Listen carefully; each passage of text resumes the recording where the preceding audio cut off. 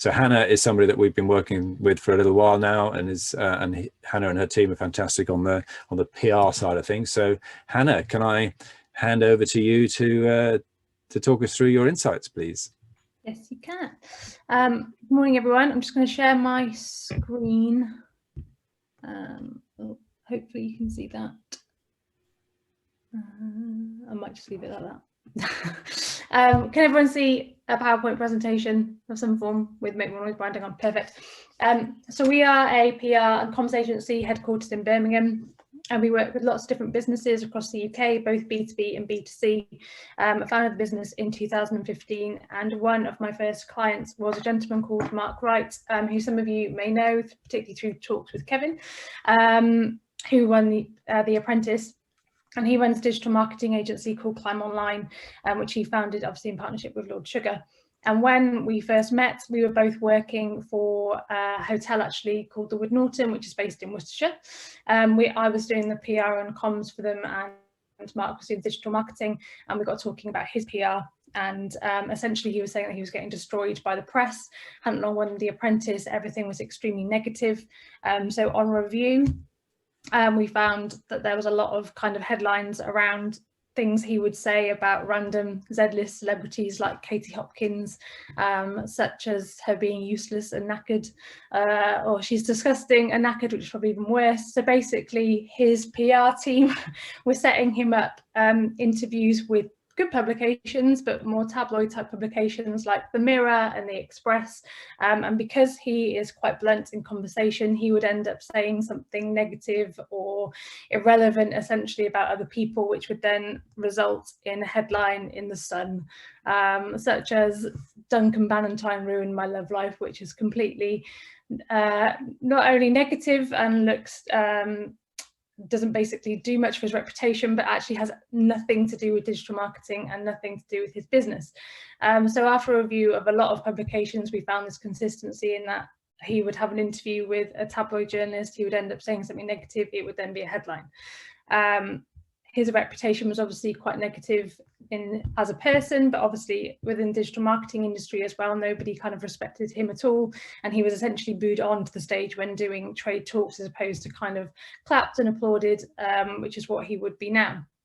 So we sat down and we looked at who he is and what he wanted to be known as, and essentially what his value proposition is as a business. So he wanted to be known as an inspiring entrepreneur, the founder of one of the UK's fastest growing digital marketing agencies, in himself, a leading digital marketeer, but he also wanted to be known as the most successful Apprentice winner, as by this time he was tracking really well in terms of his first year of turnover, and actually remains the only one to have ever turned over in excess of £1 million during his first year in business, and the only one to have made profit in his first year in business as well. In addition to that, he also wanted a positive reputation around Climb Online. So he wanted them to be known as a leading digital marketing agency, which specialised in SEO, paid media and social media advertising. And he also wanted to consistently show how they did that through PR activity that showed client wins or case studies or reported consistently on agency growth.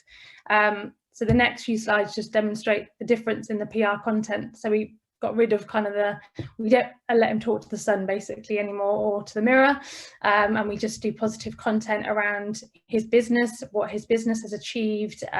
We do a lot of thought leadership content, so advice for other business owners or digital marketing content, and as a result of that, he is now seen in things like the Telegraph. For example, he was picked in the Telegraph to do a campaign for Amex Business, just talking about how his business journey and how he's grown from essentially a backpacker in Australia to winning the Apprentice to now running a multi-million-pound digital marketing agency. The next slide, I hope the slides are moving as I'm talking. The next slide is an example of a client win. So they won TikTok, which I think obviously most of you will probably know, which is a social media platform.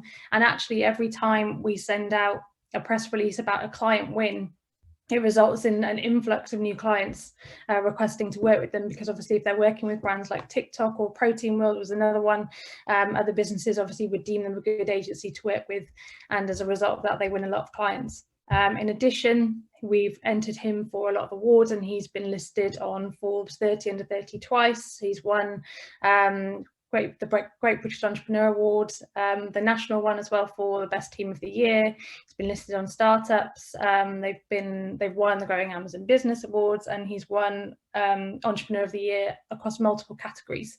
That obviously wouldn't have been possible if he maintained his track record of speaking to the Sun about random celebrities, because obviously, aside from making him look a bit of an idiot, does absolutely nothing for his business.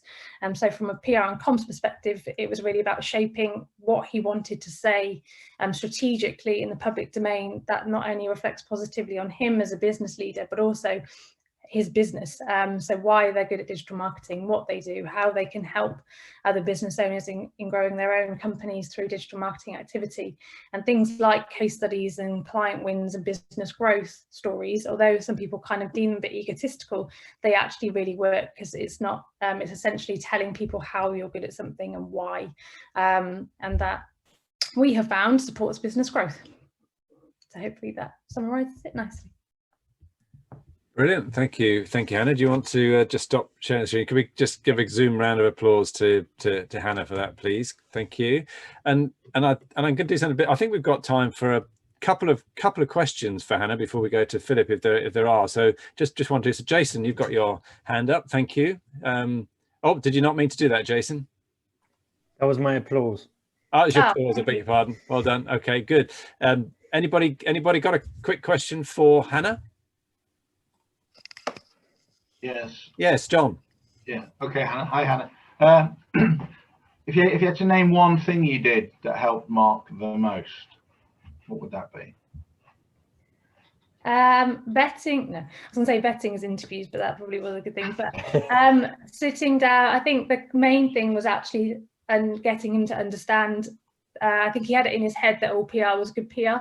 Initially, so as long as he was in the press, he thought it was a positive thing, particularly as they were national headlines. So it was sitting down and working out what messaging he actually wanted in the media. So from a PR perspective, if you consistently put in press that he's the most successful Apprentice winner, and he runs a successful digital marketing agency that work with brands like TikTok, for example, the more and more people read and engage with that, the more they obviously deem that to be true. So it was kind of changing his opinion around what he wanted from PR in the first place and how that could actually support his business objectives. Okay, good. Maybe one more. Yes, Doug Anderson. Yeah. Hi Hannah. Was there a strategic plan you put together for him, or did he just get what you could with regard to who he was going to interview and that sort of thing, or where he was going to put the social media together? There was a strategic plan in that we worked out from an objectives point of view what he wanted to achieve. So Forbes, for example, was one of his main things that he wanted to achieve, and he still wanted to achieve like awards, for example. But obviously, if there's no positive content around him and his business and how the business has grown, because Forbes in particular, that is like a Google exercise for them. It's about profile and it's about positive profile. So if there was none of that in the first place, it wouldn't have been achieved. So we kind of looked at what his end goal was and then backtracked, if that makes sense, in terms of the type of applications that he wanted to be in. But any form of comms is about consistency. Very good. All right, so I think some great insights there into specifically how being really clear about your messaging, but essentially there's all the elements of the value proposition within there somewhere, and then being very clear about putting those messaging across. So really good insights. Thanks Hannah.